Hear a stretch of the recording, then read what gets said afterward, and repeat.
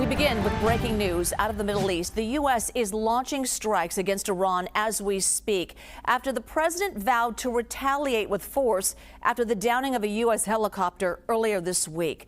We have team coverage for you right now. CBS News national security contributor Joe Zacks is live in Chicago. But first, let's go to our reporter at the Pentagon, Eleanor Watson, with more. Eleanor, what do we know at this hour?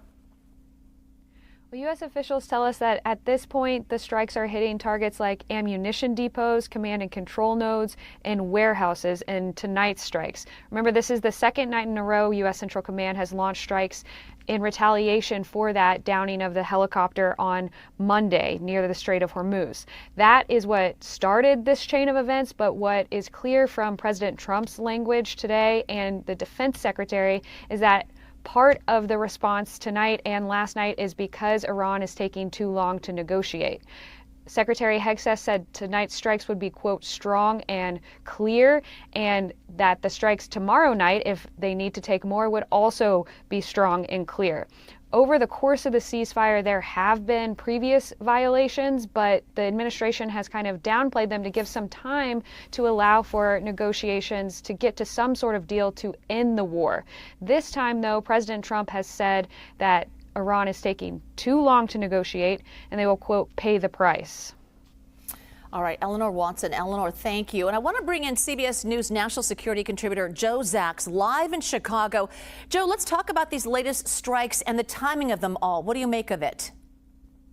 Well, I think it's pretty clear that the president reached the end of his rope with respect to the Iranian provocation with negotiations. He's made it very clear that he is interested in negotiating and moving forward with the opening of the Strait of Hormuz and with the resolution of the Iranian nuclear file. But the 2-week ceasefire that he pronounced in April has now extended to over 60 days.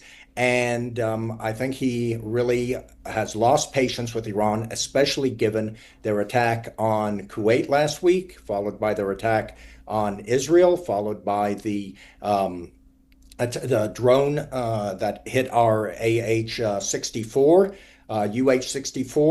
and now with the strikes against the Iranian regime, strikes against our forces in Jordan and Bahrain and in Kuwait. So he's made it very clear. And I think that part of this, though, is the Iranians not understanding the president's messaging with respect to negotiations and a ceasefire being imminent. I think they saw this as a sign of weakness on his part, on a sign that he's desperate for a resolution. I don't think that's the case. I think what he was trying to signal them is that he's serious about trying to bring this to an end, and he expects them to be serious as well. And he extended and gave them all the opportunity, working with the Pakistanis and with the Omanis and the Qataris, to bring this to an end, and they haven't moved forward, and I think have misunderstood him, and I think he's trying to correct that, and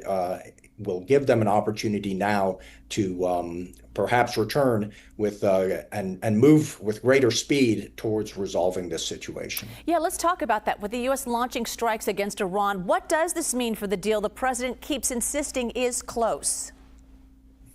Well, it'll do one of two things. It'll either make it closer or it'll make the deal harder to get. And I think what we're going to see, or what will give us an indication of what direction this is going to move in, is how the Iranians respond to today's activity. If they stand fast and don't engage in missile attacks either against Israel or our Gulf allies or our facilities in the Gulf, then perhaps this will abate and we will look at a new phase in the negotiations. However, if the Iranians respond tonight or tomorrow, then all bets are off. So this is a dangerous situation. And one thing that is a reminder to us, when the Apache helicopter was struck the other day, there are U.S. lives at stake here. This is not a game. And we were very lucky, very fortunate that they were rescued and seem to be in good shape. But this is war. Yeah, Joe Zacks, we'll follow up with you again. Appreciate your insight. Thank you so much.